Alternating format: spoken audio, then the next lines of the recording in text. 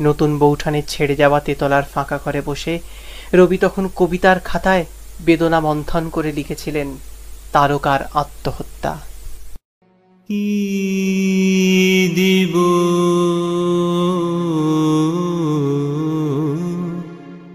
তোমায়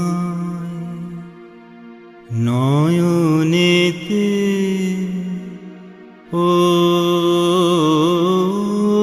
অশ্রুধার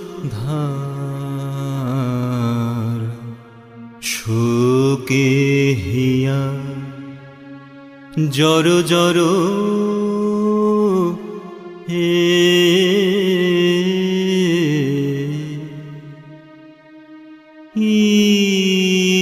দিব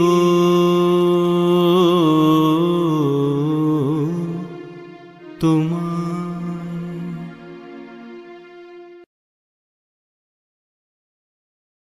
কাদম্বরী ফিরে আসার পর ঠাকুর বাড়িতে আবার শুরু হলো বসন্ত উৎসব, অভিনয়ের উদ্যোগ।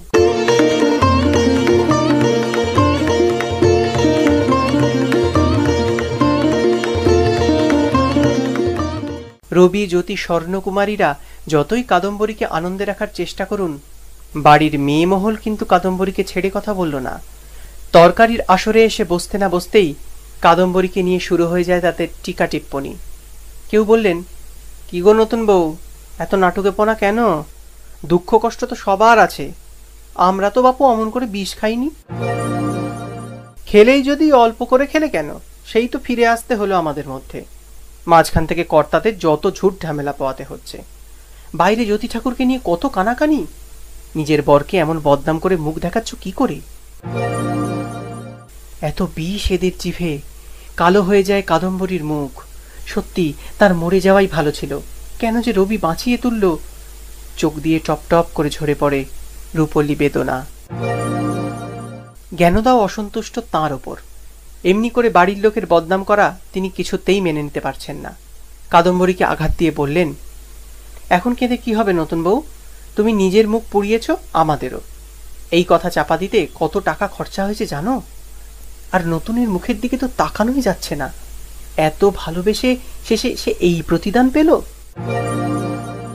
শারদার পুষ্যিকন্যা রূপা আর চুপ থাকতে পারলে না, বললে, মেজ বৌঠান, তোমরা কেউ ওর দুঃখটা বুঝছো না। কেউ কি সাধ করে এমন করে? ওকে একটু সামলাতে দাও। জ্ঞানদা রুষ্টস্বরে বলেন, তুই চুপ কর রূপা, সব ব্যাপারে কথা বলিস না।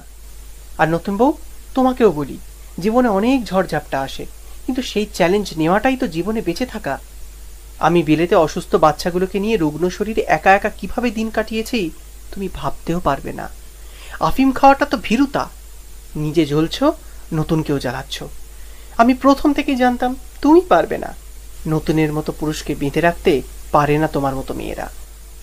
আমি কিরকম? জল ভরা চোখে ফসে ওঠেন কাদম্বরী। সব বুঝলাম মেজদি, কিন্তু আমি যেভাবে দিনের পর দিন নিজের স্বামীকে আগুনের দিকে ধাবমান পতঙ্গের মতো ছুটে যেতে দেখেছি, বাজারের নোটির দিকে ছুটে যেতে দেখেও হাসি মুখে সহ্য করেছি, সেটা তুমি কি পারতে? এ তোমার মিথ্যে সন্দেহ নতুন বউ। জ্যোতির রূপগুণে নটিরা সবাই মাতোয়ারা, কিন্তু জ্যোতি তোমার প্রতি কোনো অবহেলা করেনি। আজও সে তোমাকে নিয়ে বেড়াতে যায়, তোমাকে নায়িকা সাজিয়ে গীতিনাট্য করে। ওসব লোক দেখানো। কাদম্বরী নিচু গলায় বলেন, ও আর আমাকে ভালোবাসে না।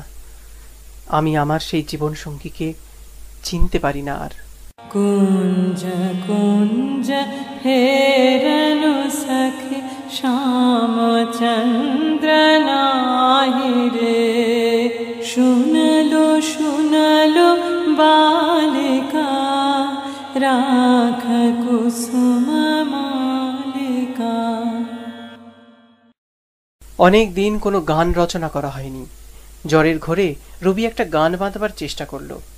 একটি দুটি লাইন ঠিক এসে গেল, তৃতীয় লাইনটা ভাবতে গিয়ে গুলিয়ে গেল প্রথম লাইনটা। কিছুতেই মনে পড়ে না, সেটা হাতড়াতে গিয়ে আবার তৃতীয় লাইনটা হারিয়ে যায়। কপালে একটা হাতের ছোঁয়া চমকে দিল রবিকে। ঘাড় ঘুরিয়ে দেখল শিয়রের কাছে দাঁড়িয়ে আছেন কাদম্বরী। উড়িখুড়ি চুল, চোখ দুটি ছলছলে, শরীরে একটা আটপৌড়ে হলুদ শাড়ি জড়ানো। দুজনে পরস্পরের চোখের দিকে চেয়ে রইল বেশ কিছুক্ষণ। এর মধ্যে রবি গিয়েছিল কাদম্বরীর কাছে ক্ষমা চাইতে। কাদম্বরী উদাসীনভাবে কাটা কাটা উত্তর দিয়েছিলেন।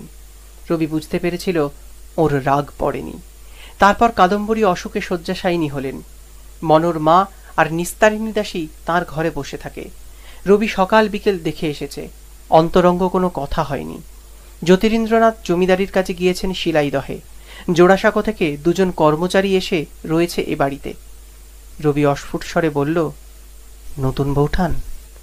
কাদম্বরী বললেন, রবি, তোমার অসুখ হয়েছে, আমাকে খবর দাওনি? রবি কাদম্বরীর ডান হাতটি ধরল। সে হাত খুব উষ্ণ। কাদম্বরীর মুখ দেখলেও টের পাওয়া যায় জ্বরের ঝাঁঝ।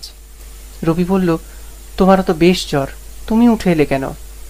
কাদম্বরী বললেন, মেয়ে মানুষের জ্বর হলে কিছু হয় না। সরকার মশাইকে জানাচ্ছি নীলু ডাক্তারকে ডেকে আনুক তোমার জন্য। এত জ্বর, তোমার কপালে জলপটিও দেওয়া হয়নি। রবি বলল, এখনই ডাক্তার দেখার দরকার নেই, মোটে একদিনের জ্বর আমার এমনিই ঠিক হয়ে যাবে। কাদম্বরী বললেন, তুমি চুপটি করে শুয়ে পড়ো, এক্ষুনি আসছি। রূপোর বাটিতে ঠান্ডা জল আর পরিষ্কার এক টুকরো কাপড় নিয়ে একটু পরেই ফিরলেন কাদম্বরী। একপাশে বসে রবির কপালে জলপট্টি দিলেন যত্ন করে। রবি বলল, এ তোমার ভারী অন্যায় নতুন বৌঠান, তোমার এখন শুয়ে থাকার কথা, তুমি জলপট্টি নাওনি কেন? কাদম্বরী বললেন, তোমার এই মাথায় কত কি চিন্তা করতে হয়, বেশি গরম হলে ক্ষতি হতে পারে। আমাদের মাথার আর কি দাম আছে বলো? রবি বলল, চিন্তা সব মানুষই করে, তবে তোমার মনের মধ্যে কি যে চলে তার আমি কোনো হদিশই পাই না। কাদম্বরী হেসে বলেন, হদিশ করার সময় কোথায় তোমার? কেবল তুমি কি গো এমনি ভাবে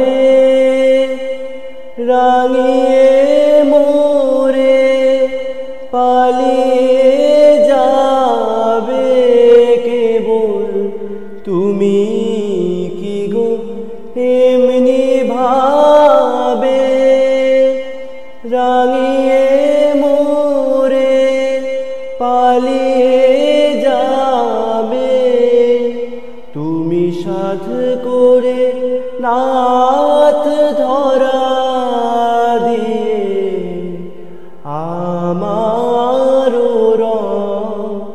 বক্ষে নিও। রবি বলল, আমি দোষ করেছি, পথভ্রান্ত হয়েছিলাম, কিন্তু সেই দোষ কি একেবারে ক্ষমার অযোগ্য? কাদম্বরী বললেন, ক্ষমার প্রশ্নই আসে না রবি, তুমি কি সর্বক্ষণ বাড়িতে বসে থাকবে নাকি আমার জন্য? আমি বুঝি তা বুঝি না। রবি বলল, একটা লাভ হলো কি জানো নতুন বৌঠান, এই কয়েক মাস অন্যদের কাছে ঘুরে ঘুরে আমার উপলব্ধি হলো তোমার কাছাকাছি থাকতেই আমার সবচেয়ে বেশি ভালো লাগে। এই হৃদ কমলে রাঙা রেণু রাঙাবে ওই উত্তরীয়,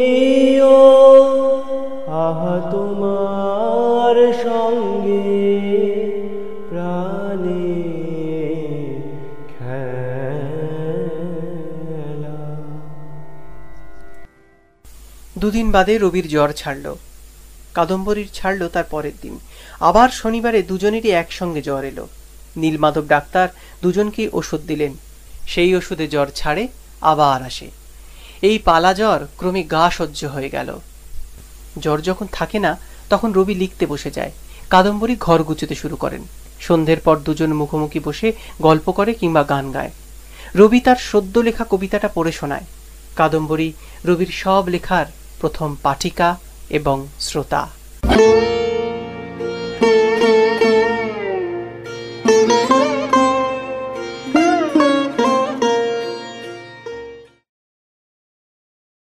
রবির বিলাত যাত্রার দ্বিতীয় চেষ্টাও যখন ব্যর্থ হল, দেবেন ঠাকুর ঠিক করলেন তার বিয়ে দেবেন। জ্যোতি, রবি, জ্ঞানদা, কাদম্বরী সবাই দল বেঁধে জ্যৈষ্ঠ মাসের ভ্যাদ ভ্যাদে গরুমে যশোর রওনা দিলেন। সঙ্গে চলল রূপা, বিবি, সুরেন আর দাসদাসী বামন ঠাকুর। আস্তানা নেওয়া হলো জ্ঞানদার ভাইদের বাড়িতে। প্রায় প্রতিদিনই চেঙ্গুটিয়া, দক্ষিণডিহি ইত্যাদি আশপাশের নানা জায়গায় পালকিতে, নৌকোয় কনে দেখার পর্ব চলল।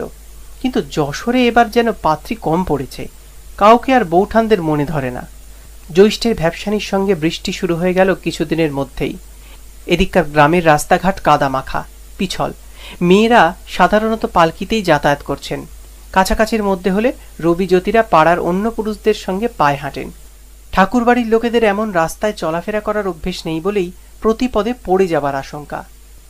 সেই আশঙ্কাই একদিন সত্যি হলো। দক্ষিণদিঘি গাঁয়ের এক পাত্রী দেখার অভিযানে পেছল রাস্তায় হাঁটতে গিয়ে কাদায় আছাড় খেয়ে পড়ে গেলেন স্বয়ং পাত্র। লখনৌ চিকনের বাহারি আচকান ও ঢাকাই চাদরে সুসজ্জিত রবির সারা গা কাদায় মাখামাখি। নতুন বৌঠানের স্বহস্তে নকশা করা কার্পেটের জুতোজোড়া আর খুঁজেই পাওয়া গেল না। আর কি আশ্চর্য, রবির এহেন দুর্বিপাকে কি একটা মেয়ে যেন আশপাশ থেকে হেসে উঠল। বিব্রত রবির মনে হল কোথা হইতে এক সুমিষ্ট উচ্চকণ্ঠে তরল হাস্যলহরী উচ্ছ্বসিত হইয়া নিকটবর্তী অসৎ গাছের পাখিগুলিকে সচকিত করিয়া দিল। সকলেই রবিকে টেনে তুলতে ব্যস্ত। পেছনের পালকি থেকে বৌঠানেরা উঁকিঝুঁকি দিয়ে ব্যাপারটা বোঝার চেষ্টা করছেন। কেউ কেউ হাসির উৎস খোঁজারও চেষ্টা করছেন। বেচারা রবিরও চোখে পড়ল একরাশ নতুন ইটের পাঁজার ওপর বসে একটি মেয়ে হাসির চোটে এখনই শতদা হয়ে যাবে মনে হচ্ছে। একজন ছুটে গিয়ে অপরাধী বালিকাকে ধরে নিয়ে এলো। দেখা গেল লোকটি ঠাকুরবাড়ির কাছারির কর্মচারী বেনি রায়মশাই, আর মেয়েটি তাঁরই বালিকা কন্যা ভবতারিণী। বেনি ছুটিতে বাড়িতে এসেছিলেন। গায়ের রাস্তায় হঠাৎ মনিবদের দেখে তিনি যেমন আপ্লুত, কন্যার অশিষ্ট আচরণে তেমনই সংকুচিত। জ্যোতি আর রবিকে তিনি নিজের বাড়ি নিয়ে যাওয়ার জন্য পেড়াপিড়ি শুরু করলেন। বিশেষত রবিবাবুর পোশাক বদলানো দরকার। ছোটবাবুর উপযুক্ত জামাকাপড় না দিতে পারলেও পরিষ্কার ধুতি চাদর তো বেনি রায় দিতেই পারবেন। জ্যোতি ভেবে দেখলেন কথাটা ঠিক। রবি এরকম কাদা মেখে কতক্ষণ দাঁড়িয়ে থাকবে? এই অবস্থায় তো পাত্রীর বাড়ি যাওয়াও যাবে না। অগত্যা সদল বলে বেনি রায়ের বাড়িতে হাজির হলেন তারা। সেখানে গিয়ে বেনির মেয়ের কীর্তি সবিস্তারে জানতে পেরে হেসে কুটিপাটি হতে থাকলেন জ্ঞানদা ও কাদম্বরী। তাদের সামনে অবশ্য বেশ সাজিয়ে গুজিয়ে নিয়ে আসা হলো ভবতারিণীকে। মেয়েটি মন্দ নয়। কুটুম বাড়িতে ফিরে তাকিয়ায় ঠেসান দিয়ে বসে কাদম্বরী বলেন, সুন্দরী না হলেও বেশ সরল আর চটপটে মনে হচ্ছে। এর সঙ্গে রবিকে মানাবে ভালো। জ্যোতি মজা করে বলে ওঠেন, এসব আশ্চর্য রহস্য কি করে বোঝো তুমি বউ? এ মেয়ের চেয়ে রূপসী কি রবির জুটবে না মনে করো? জ্ঞানদাও খুঁতখুত করেন একটু। আর কটা মেয়ে দেখে সিদ্ধান্ত নিলেই হবে। ভবতারিণী তো গানও জানে না, লেখাপড়াও না। কাদম্বরী একমত হন না। ও সব শিখিয়ে নিলেই হবে। ঠাকুরবাড়ির বউরা আবার কবে কি শিখে এসেছে? জোড়াসাঁকোর পাঠশালাতেই তো আমাদের সব শিক্ষা। যদি জানতে চান এত মেয়ে দেখে শেষে একেই কি দেখে তোমার এত ভালো লাগলো বলো তো? রবিকে বেকায়দায় ফেলেছে বলে? কাদম্বরী বলেন, কেন দেখছো না, এই মেয়েটি অন্যদের মতো গেঁয়ো নয়। লজ্জায় একেবারে জড়ভরত হয়ে বসেও থাকে না, সহজভাবে কথা বলতে পারে। একে বেশ শিখিয়ে পড়িয়ে মনোমতো করে গড়ে নেওয়া যাবে। আসলে রবির সুন্দরী বউ আসুক কাদম্বরী তা চায় না। জ্ঞানদা হাসতে হাসতে ঢিল ছড়লেন। বউ বেশি সুন্দরী হলে রবি তার নতুন বৌঠানকে ভুলে যায় যদি। জ্ঞানদার বাক্যবাণে কাদম্বরীর মনে লাগে, কি কুটিল মেজ বউ। তিনিও জবাব দিতে ছাড়েন না। তা কেন বলছো মিজদি? রবির বউয়ের সঙ্গে আমার কোনো প্রতিযোগিতা নেই। সে হবে আমার অতি আদরের। আমি যে অভিজ্ঞতার মধ্য দিয়ে গেছি তা যেন তাকে সইতে না হয়।